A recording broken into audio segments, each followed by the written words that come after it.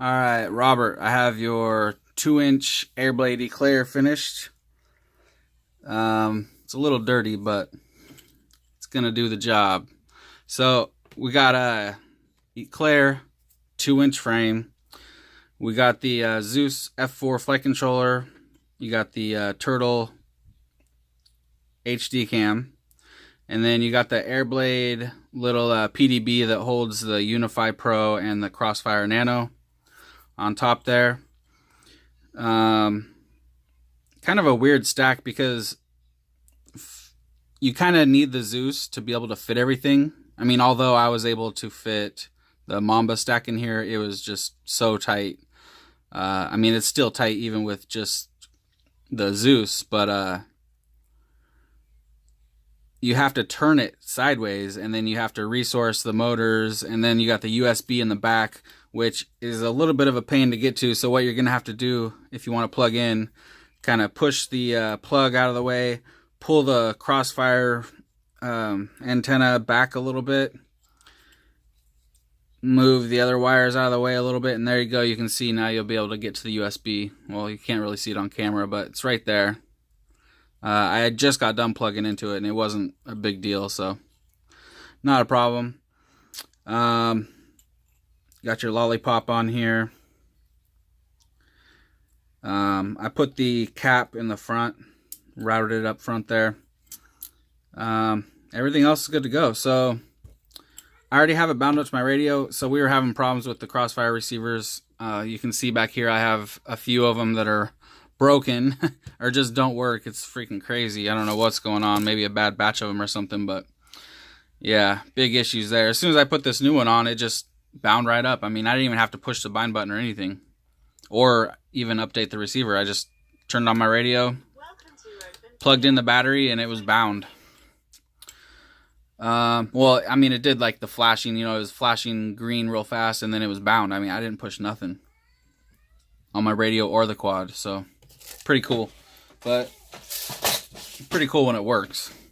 So anyway, let me turn on my little screen here. We'll show you the video, and then I'll do a little test hover and get this thing shipped out to you. So radio's on. Alright, so there you go. You got your video going. Turn this around. And we'll do a little hover. Woo! Whoa! Thing's got some power.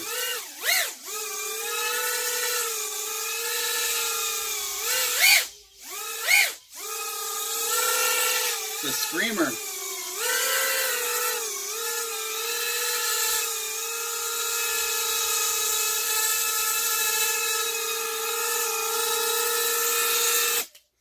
All right, good to go. So for you, on your radio, you might have to do some stuff to get it bound. So usually what I do when I first have a brand new Crossfire set up, I'll get the new model of my radio set up, and then I'll plug in the battery. I won't push nothing on the receiver, and then I'll just go into my radio,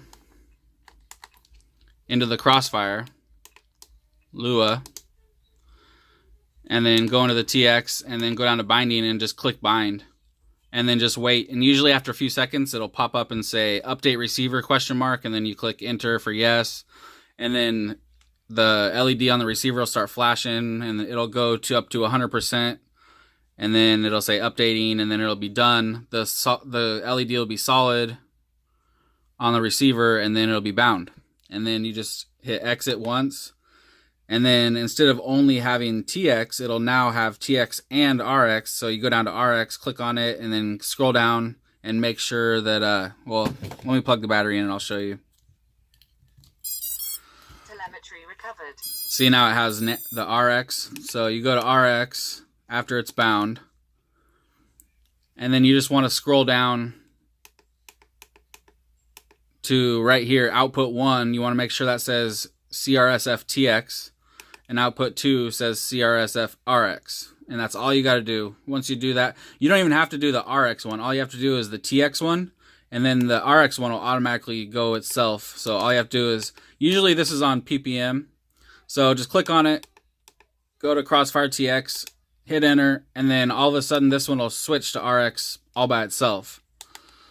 And then you're done. Just get out of all of it and it'll be bound. You'll see the little signal there and you'll know that you're bound. So easy peasy. All right, well, thanks. I'll get this boxed up and send over some tracking.